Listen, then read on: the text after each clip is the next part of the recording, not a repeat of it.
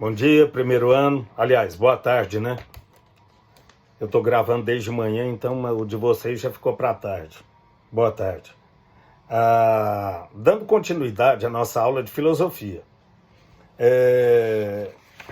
Só para colocá-los, módulo 1, capítulo 2, página 20, a última do módulo, a última do capítulo. O subtítulo é o seguinte: a unidade da razão. O que posso esperar? Então é o seguinte, para falar dessa unidade da razão, ele vai tomar como referência a teoria de quem o autor coloca? A teoria de Kant. Então eu vou estar com a apostila aqui, porque eu vou acompanhar parágrafo por parágrafo para que vocês possam entender melhor. Porque a unidade da razão, aquilo que é uma unidade mesmo da própria razão que é inerente a nós. Como então, já que eles defendem a razão? Só que eles vão pegar um teórico. E o teórico é Kant. Aí começa assim. Olha como que o autor coloca. Como é possível acreditar em uma razão que, ao mesmo tempo que prescreve que somos parte da natureza, preconiza que somos algo além da natureza enquanto seres livres? O autor faz uma pergunta. Aí ele mesmo fala assim, para resolver esse problema, então, Kant escreveu o seguinte, uma terceira crítica, que é a crítica da faculdade de julgar. E isso é de 1790, então, século XVIII. Um dos principais problemas enfrentados nesse texto é o seguinte, como conciliar, então, nossa razão, que ela é inteiramente subjetiva, com a natureza, que é objetiva e independe de nós. Ele fala isso. Como que eu vou conciliar isso, então? A razão e a natureza. A razão ela é subjetiva, a natureza é objetiva. Aí ele fala assim, Kant fala o seguinte, Kant analisa outra faculdade também, diferente das três já está trabalhada. Intuição, entendimento e razão. A faculdade de julgar. Aquela com a qual elaboramos raciocínios e reflexões. Kant a distingue entre dois tipos de juízo, o juízo determinante e o juízo reflexionante. Então ele vai querer explicar toda essa problemática dessa maneira, a partir do que Kant fala, que existem então duas faculdades. Então, esses dois tipos de juízo, que é o juízo determinante e o reflexionante. O determinante, então vamos lá, prestem atenção. É aquele que usamos quando conhecemos e quando conceituamos coisa. Então eu dou o quê? Um juízo que determina. Eu falo, é isso, é aquilo.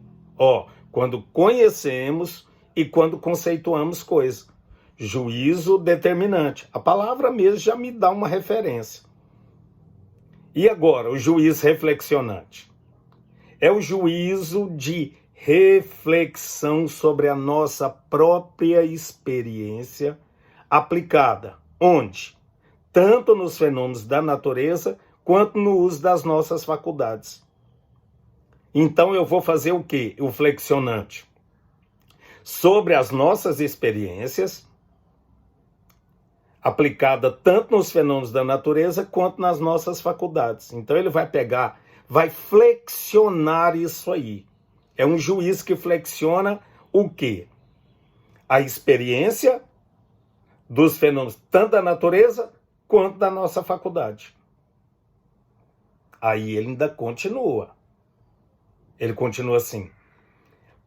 Kant distingue três tipos de faculdade. Faculdade de desejar, faculdade de conhecer e faculdade do agrado e desagrado. Porque no flexionante ele fala que é essa capacidade da faculdade. No flexionante é o juiz da reflexão sobre a nossa própria experiência, tanto nos fenômenos da natureza quanto da faculdade. Aí ele para e fala assim, só que agora existem três tipos de faculdade. Faculdade de desejar, conhecer, do agrado e desagrado. Faculdade de desejar, aquela relacionada à relação prática, à razão prática. Eu quero, eu faço, é aquela coisa prática. De conhecer, relacionada à razão, à teoria. Então, para eu conhecer algo, segundo ele, eu tenho que pegar aquilo, a teoria daquilo, para que eu conheça. E a faculdade do agrado e desagrado, em relação à última, que a investigação se desenvolve. Então ele põe assim: Kant trará, assim, o juízo de gosto, que envolve a análise do belo e do sublime. Esse primeiro juízo está ligado a caminho que vai da intuição à razão.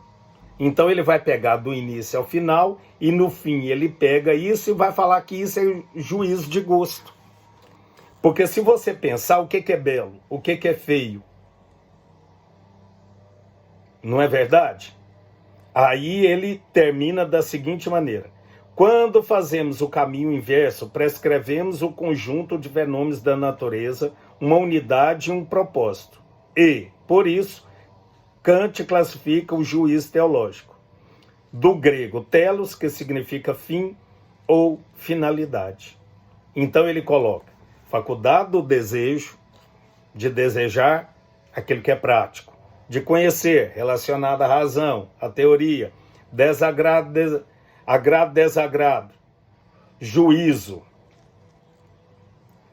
E a terceira crítica abre um campo novo na discussão sobre estética, filosofia e arte, assim como a relação à natureza, sua relação com a liberdade e com a nossa forma de sentir.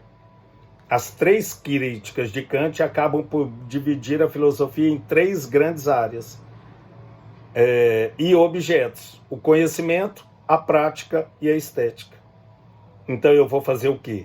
Eu conheço aquilo que eu ponho em prática, mas tem uma área da filosofia que fala que é a praxis, e a estética, que vai do juízo, que é o belo, o feio, voltado muito para essa área aí. Espero que vocês tenham entendido, que Deus abençoe e que logo, logo nós estaremos juntos. Um abraço.